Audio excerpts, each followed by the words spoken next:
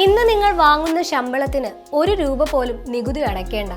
വിരമിക്കുമ്പോൾ കയ്യിൽ 12 കോടി രൂപയുടെ സമ്പാദ്യവും. ഇതൊരു സ്വപ്നമാണെന്ന് തോന്നുന്നുണ്ടോ? എന്നാൽ ഇത് സാധ്യമാണെന്ന് പറയുകയാണ് ടാക്സ് വിദഗ്ധർ. അതും വെറും 2 സർക്കാർ പദ്ധതികൾ ഉപയോഗിച്ച്. EPF, NPS. അപ്പോൾ എങ്ങനെയാണ് ഇത് സാധ്യമാകുന്നത്? നമുക്ക് വിശദമായി അറിയാം. ഈ പദ്ധതി പ്രധാനമായും ലക്ഷ്യമിടുന്നത് വർഷത്തിൽ 14.65 ലക്ഷം രൂപ വരെ ശമ്പളം വാങ്ങുന്നവരെയാണ്.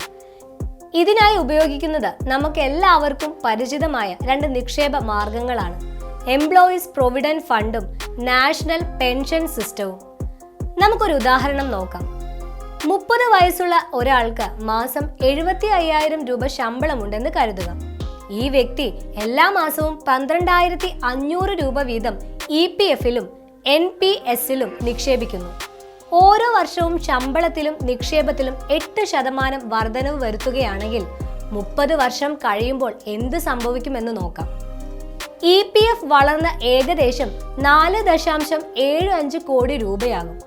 NPS വളർന്ന് ഏകദേശം 7.42 കോടി രൂപയാകും. രണ്ടും കൂടി ചേരുമ്പോൾ വിരമിക്കൽ കാലത്തേക്ക് കയ്യിലുണ്ടാകുക 12.16 കോടി രൂപ. ഇതിൽ ഭൂരിഭാഗം തുകയ്ക്കും നികുതി അടയ്ക്കുകയും വേണ്ട.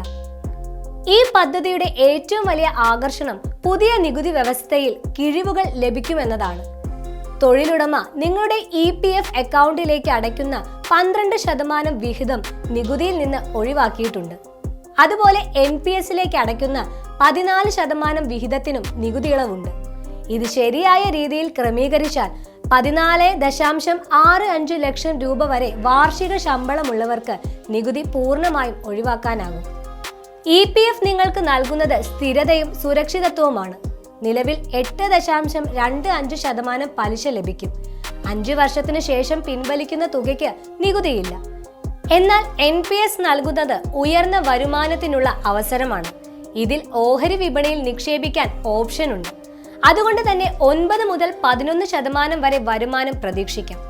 NPS-ൽ നിന്ന് വിരമിക്കുമ്പോൾ 60% പണം നികുതിയില്ലാതെ ഒറ്റയടിക്ക് പിൻവലിക്കാം. ബാക്കി 40% ഉപയോഗിച്ച് എല്ലാ മാസവും പെൻഷൻ പോലെ ലഭിക്കുന്ന ഒരു തുക വാങ്ങണം. എന്നാൽ ഈ പദ്ധതികൾ തിരഞ്ഞെടുക്കുമ്പോൾ ചില കാര്യങ്ങൾ ശ്രദ്ധിക്കണം. EPF ഇതിൽ നിന്ന് പെട്ടെന്നുള്ള ആവശ്യങ്ങൾക്ക് പണം പിൻവലിക്കാൻ കഴിയില്ല. ഇത് ദീർഘകാല ലക്ഷ്യങ്ങൾക്കുള്ളതാണ്.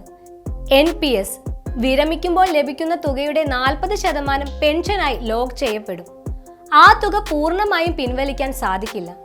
അതുകൊണ്ട് നിങ്ങളുടെ എല്ലാ സാമ്പത്തിക ആവശ്യങ്ങൾക്കും ഈ പദ്ധതികൾ മാത്രം ആശ്രയിക്കരുത്.